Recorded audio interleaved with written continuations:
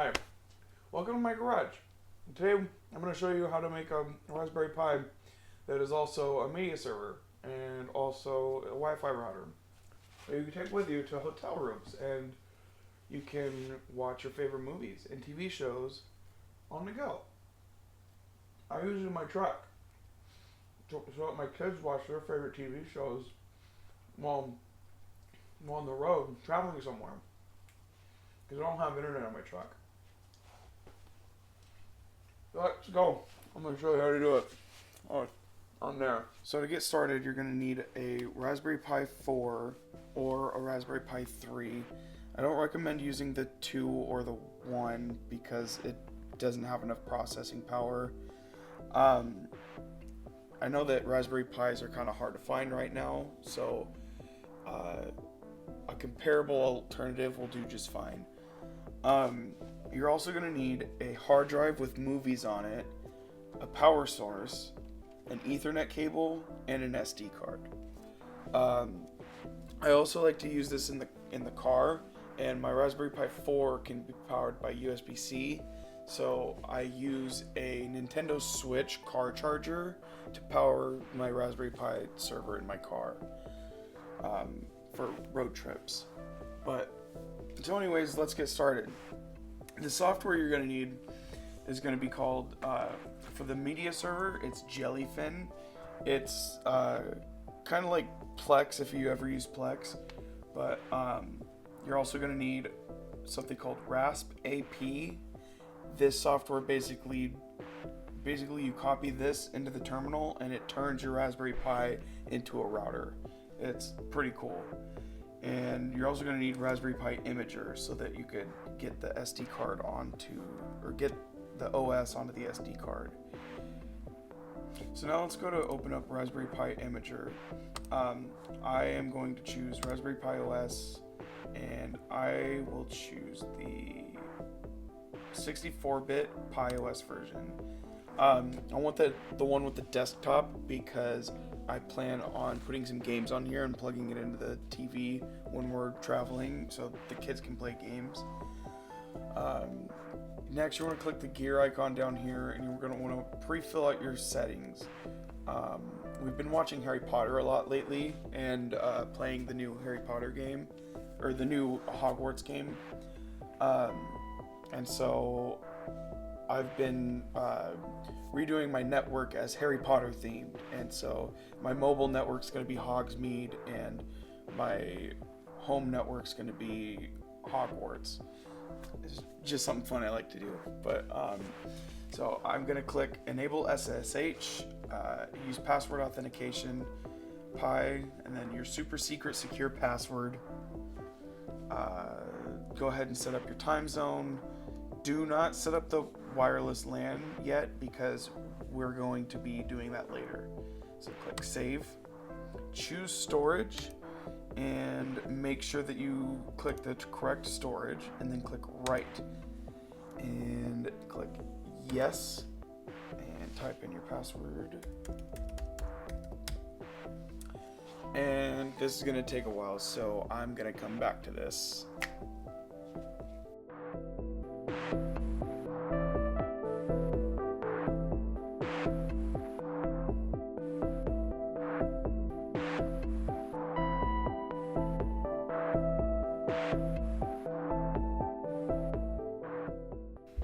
Alright, now it looks like it's almost done, or looks like it's done. So we hit continue, and at this point you should be able to take your SD card out and put it in the Raspberry Pi. So now you're going to want to plug in your hard drive and the Ethernet cable. Then you want to plug in power. You want to do Ethernet and your hard drive before you do power. And wait for it to boot up for a little bit, and then you're going to want to go into your router settings and find your new IP address for your Raspberry Pi. And you're going to want to copy that down, then go to terminal, and I already know mine, so I'm not going to go into my router settings. This is going to be the same on Linux, Mac, and Windows. So type in SSH Pi, or the username that you created, at and then the IP address for your Raspberry Pi. Mine is 192.168.18.26. Hit enter, and it's going to ask you to verify the fingerprint. Just type yes, and then the password for your users. And first thing that we're going to do before we do anything, we're going to type in sudo apt update and sudo apt upgrade tac y, lowercase y. Hit enter. Now look for updates and update your Raspberry Pi.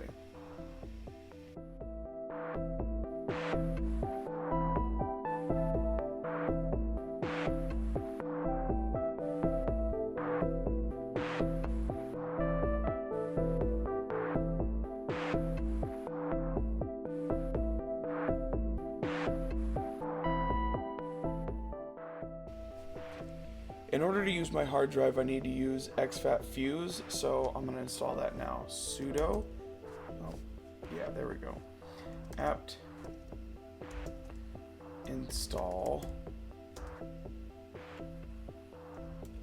expat-fuse.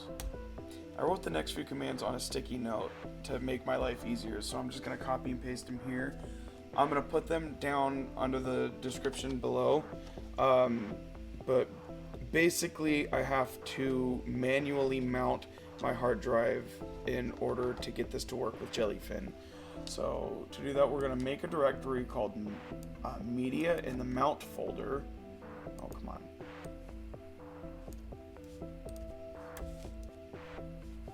And you're going to want to look for your hard drive that's in here. So this is mine. I named it Dobby. I named all of my share drives as house elves from Harry Potter. Next, we're going to look for the UUID right here. This is the unique ID for your hard drive, and it only is for your hard drive. And you're going to want to copy that there. It's going to be different whatever hard drive you use. So next, we're going to go to sudo nano etc FSTAB. We're going to edit your FSTAB to automatically mount your USB hard drive every time that you boot up. And we're adding nofail so that it doesn't stop you from booting up if the hard drive isn't there. I wrote it down in the sticky note so I wouldn't have to type that whole thing out. So I'm just going to copy and paste it here. And we're going to Control X to save, Y, and save. And now we have to reboot. So the easiest way to do that is sudo reboot now.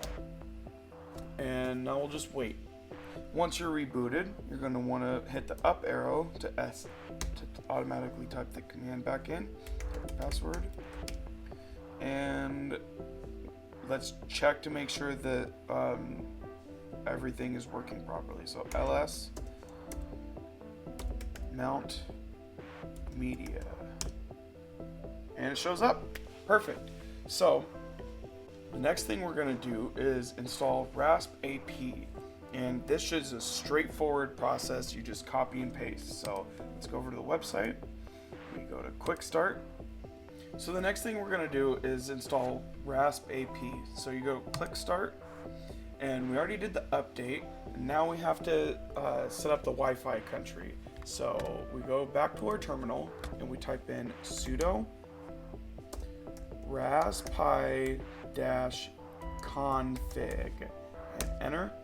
And we're going to go to localization options and WLAN country. I live in the US, so I'm going to go type U and go down to United States. Enter. Okay. And we should be finished. And now we can go back to this web page and copy this right here. Go back to our terminal, paste, and let it do its thing. Now it's gonna ask you a bunch of questions. Anytime you see recommended, you should just hit Y. Usually this folder is in this location, so just hit Y. Y again. Anything with recommended, you're going to want to hit Y. Now, it's asking if you want to install ad blocking, and I'm going to click yes because I like to use ad blockers whenever I can because I don't like tracking. It's also asking you if you want to install OpenVPN. I don't use OpenVPN, so I'm going to hit no, but I do use WireGuard, so I'm going to click Y for WireGuard. When it's all done, it's going to ask you if you want to reboot, so hit Y and then wait for it to reboot. Once your Raspberry Pi reboots, you should be able to type in the IP address for your Raspberry Pi and log into the web interface. So 192.168.18.26. Hit enter, and the username is going to be admin, and the password is going to be secret. SECRET. And don't save because we're going to be changing that in a bit. Okay, so first we're going to go over to authentication. So for old password, type in secret, the password that we just used. And for the new password, pick a super secret secure password that no one's going to be able to guess. Alright, now the admin password was changed. So next we're going to go to hotspot. And it's going to ask us to redo our password because we just changed it. So admin and super secret secure password. Now, before we go any further, let's first go into advanced, go down to country code, and click United States because we do not live in the United Kingdom. And we click save settings. Now that we're back into basics, we want to change the SSID. And now, keeping on the Harry Potter theme, I'm going to call this Connecto Patronum.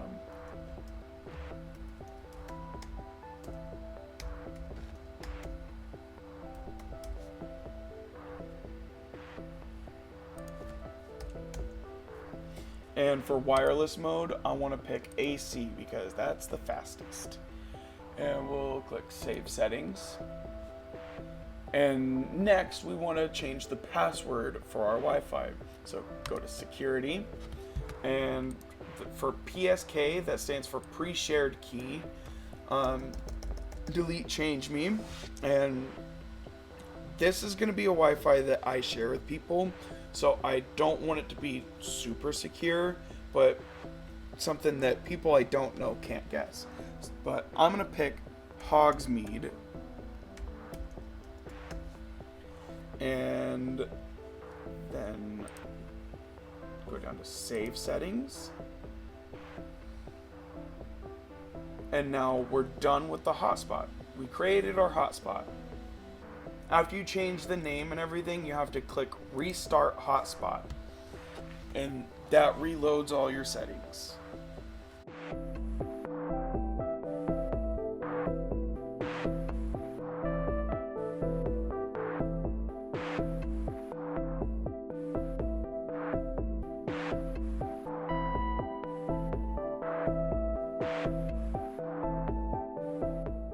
Now, after we reset our Wi-Fi, now we're going to go to networking. This is the IP address for our Raspberry Pi Wi-Fi. So we're going to copy this and we're going to go over here, and there it is, Connecto Patronum. Now we're going to click on it, and now we're connected. I already connected to this, so my Apple devices have the password saved. You won't if it's a brand new network. So I already connected on this on testing. Once we're connected to Connecto Patronum, we're going to go to our Wi-Fi settings and make sure that we're actually connected, because this Raspberry Pi is now acting as your router, and it is allowing people on its Wi-Fi to talk to the other networks. So we're still going to be able to access this web page. So let's go to network and check our IP address, and notice that it's different than the one we were connected to. It's on a whole different network. So that means that we are connected to the Connecto Patronum.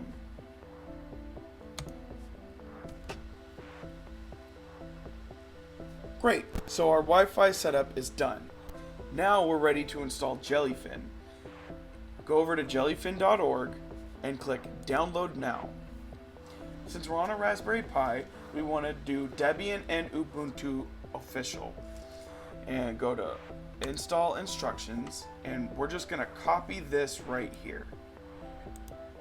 And we're going to go back to the terminal, and we're going to paste it in here. And, oh, I forgot something. Because we are on a new network, we are no longer able to use this SSH session because it's on the old network. So we need to exit out of here and terminate and open a new shell with basic profile. So now to SSH into the Raspberry Pi, we type in SSH pi at, and then the IP address 10.3.141.1 and hit enter, and we're going to type yes, and the password for our user, which is the same as the one earlier. I might have fat fingered it. Sometimes when I type too fast, I mess up. So now we're going to copy this and go back into terminal and paste. Hit enter. And it looks correct, so let's hit enter. And now it's going to install Jellyfin for us.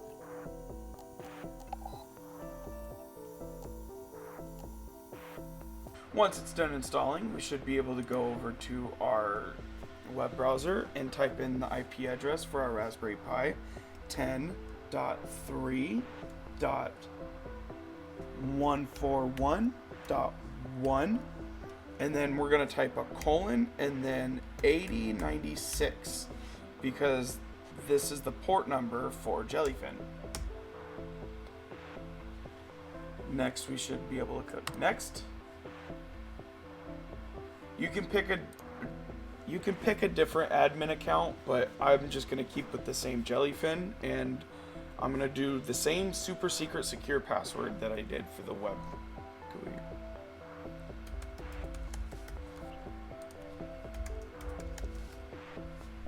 Next. Don't save. Next, we're going to add media. I'm going to skip ahead past this because it's pretty straightforward, and I'll see you at the home screen.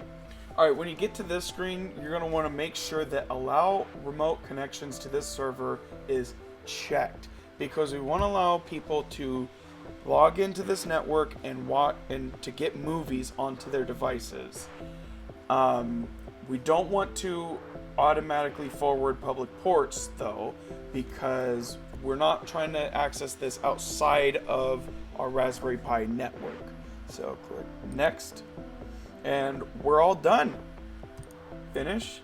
And then we're going to log in with our new user. And we have all of our movies. Nice. Alright. And the next steps are to download the Jellyfin app and to connect to the Raspberry Pi. But that's a little outside the realm of this video. Today I wanted to show you how to turn a Raspberry Pi into a media server and a wireless router. this does not have to be connected to the internet in order to work. So you could unplug the internet cable, and this could just be a media server that people connect to. That's how I use it in my truck. So I hope you found this video insightful. If you did, please give me a thumbs up. And if you like the content, hit subscribe. I plan on doing more videos on Raspberry Pi, computer networking, and 3D printing. So without further ado, have a good day.